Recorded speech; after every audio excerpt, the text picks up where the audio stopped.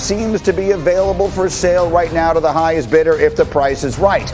Adam Schefter tweeting that yesterday, quote, with teams locked into the first 3 overall picks, the Atlanta Falcons now have received trade calls from multiple teams and are open to moving out of the number 4 spot per source. This makes sense in one very interesting way as I bring the crew into the conversation. Dan Graziano, why is everyone have their attention on number 4 right now?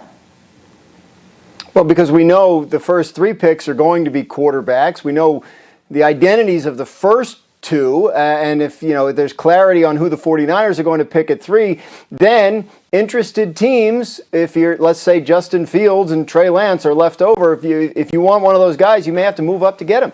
So Atlanta's pick becomes valuable. They just saw the pick right in front of them get traded for 3 first-rounders and a third-rounder. They want to know what their pick is worth, and if it's a deal like that or something close to it, they have to consider moving out. Now, Atlanta has a number of ways they can go. They have Matt Ryan. He's 36 years old. They could stay put and take their quarterback of the future. But if the guy they want is not there, and the guys that are left over are exciting to other teams that want to move up to that 4 spot, absolutely, Atlanta could make that pick available. It makes sense, if only because it's the highest pick you can get right now. So, Marcus, I'm looking at the Broncos at number 9. I'm looking at the Patriots at number 15. I'm looking at the Bears all the way down at number 20. Give me the team that should be on the phone with Atlanta demanding that pick right now. You've named 3 of them, but the 4th I would add is the Pittsburgh Steelers.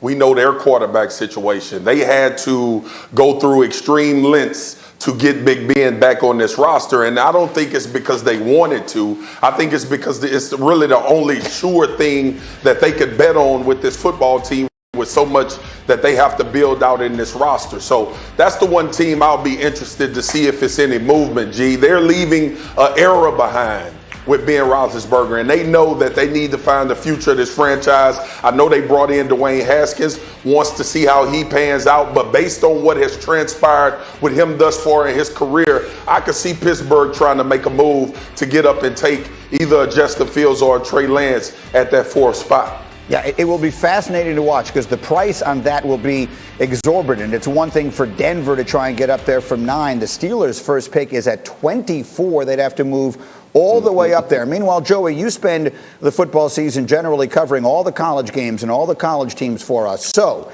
if what we have been led to believe is true, and Trevor Lawrence, Zach Wilson, and Mac Jones are the first 3 picks in this draft, that leaves 2 quarterbacks. Who are you going up to get? Are you going up to get Lance or are you going up to get Fields? I think Fields is a difference maker, but honestly, if I'm Atlanta, I'm standing and I'm taking Kyle Pitts. As I've watched college football season long, Kyle Pitts has been a guy that you don't see many of him anywhere in football, whether it's NFL or college football. He's a difference maker. And if you're Atlanta, you could literally have 2 Julio Jones on your offense running around. Kyle Pitts is that good at his size and the way he moves. He plays tight end, but he plays like a receiver, moves like a receiver. I would stay right at number 4 and take Kyle Pitts. Just watch those highlights, everybody, if you haven't seen Kyle Pitts, and just imagine that he's Travis Kelce, because he might just as well be. That's the role he will play on some teams' offense. So, Graziano, it's an interesting question. Is the value at 4 this year these skill position players? Because there's Pitts and there's Jamar Chase, the receiver from LSU. There's an outstanding, like a generational offensive tackle in Penei Sewell. Do you believe that ultimately the value at 4, however, remains in the quarterback, that someone's coming up there because they want to get one of the quarterbacks? Right. That's where if the price is exorbitant, like to the point where Atlanta can't refuse it, it has to be for a quarterback. I mean, you talk about Pittsburgh coming up from 24. That's a 20-spot jump. The Niners only went up 9 spots, and you see what it cost them. So if you're Atlanta and you're going to move down that far, you've got to get a lot to make it worth your while. So, yeah, I think if you're talking about a team that would move up to draft Kyle Pitts, you're talking about maybe somebody who's right behind Atlanta, right? Maybe Cincinnati wants to move up 1 spot because they're afraid somebody else might jump in front of them, that kind of thing. And that's a smaller deal. That would be Atlanta saying, we don't want Pitts, we don't want a quarterback, we're willing to move back a spot or 2 and get something extra. But if you're talking about a big deal, like the 49ers made, then yes, it would have to be for a quarterback. And the one team that never does this, Marcus, as you well know, is New England. Bill Belichick doesn't draft quarterbacks in the first round, much less move up for them. He generally trades back. Could you see Bill coming up here? Patriots currently sitting at 15. Could you see Bill coming up here to get a quarterback at 4?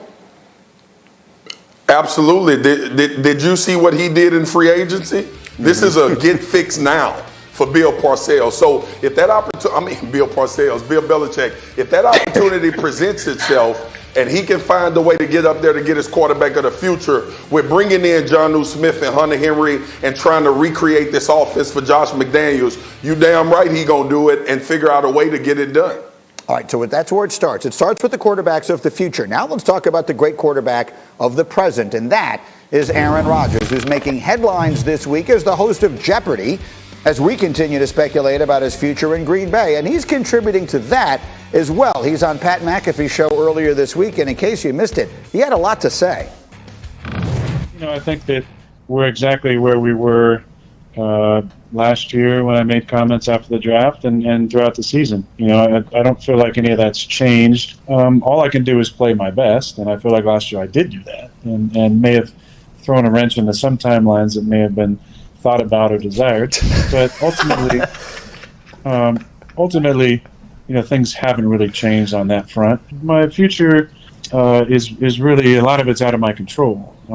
That's why I mentioned using words like a phrase like beautiful mystery, because it is quite uncertain which directions that things are going to go. That was fascinating to hear him say he thinks his future is out of his control. Yesterday, Adam Schefter was on this program here on Get Up, and he had these thoughts on Aaron Rodgers' future. If Aaron Rodgers drank truth serum and had his choice, he would move on to another place that hadn't traded up to get a quarterback in the first round.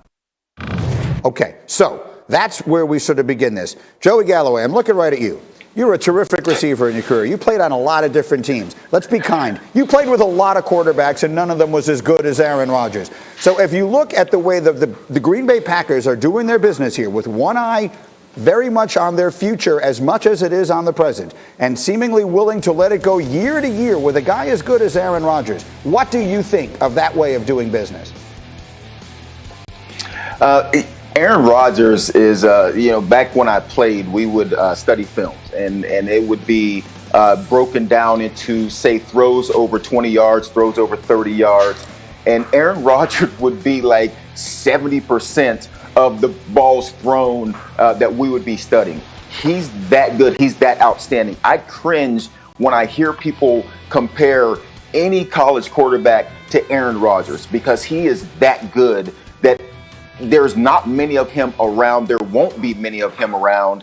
And so when his future in Green Bay is in any question, or anybody says anything that involves him leaving Green Bay, that's disappointing to me. He should be treated as one of those guys that comes around every so often. He's that good. The things he does on the field, not many guys can do. I get it. And Marcus, I'm perplexed by this one, because you've got the Packers. They've had great success doing things their way, the Packer way, which is they look to their future, and they've won a lot of games. But then, if I'm Aaron Rodgers, I'm looking down at Tampa, and I'm looking at a team in the Buccaneers that says, you know what, 5 years from now, we might be the worst team in the sport, but we're going to do everything we can to win this championship right now. And if I'm Rodgers, that's what I want. Marcus, what do you think? No doubt, G. You got it nail on the head. I like you used the word perplexed, because I didn't know Joey Galloway won 3 Wimbledons, just like I didn't know Aaron Rodgers did not have the ability to get out of Green Bay if he said the word. So listen, check out his background if you missed the joke. Listen, this is a part of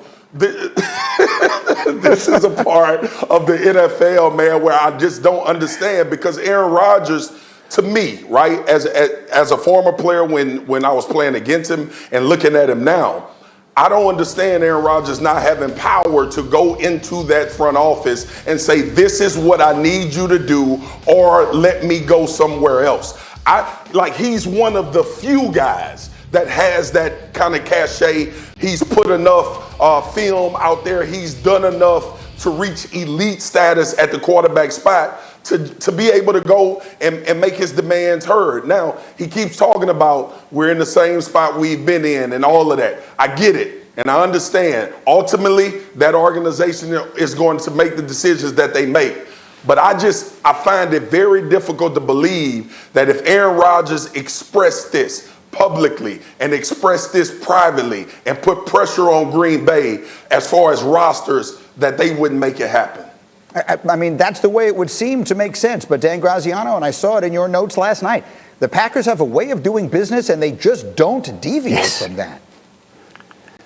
They don't. Look, and they're going to continue to do that. They have restructured contracts this offseason to save cap room. They haven't done that with Aaron Rodgers' contract, which, as he knows and pointed out to Pat McAfee, leaves the situation unchanged from last year when they took Jordan Love in the first round. You're absolutely right, Greeny, to describe this as a year-to-year situation.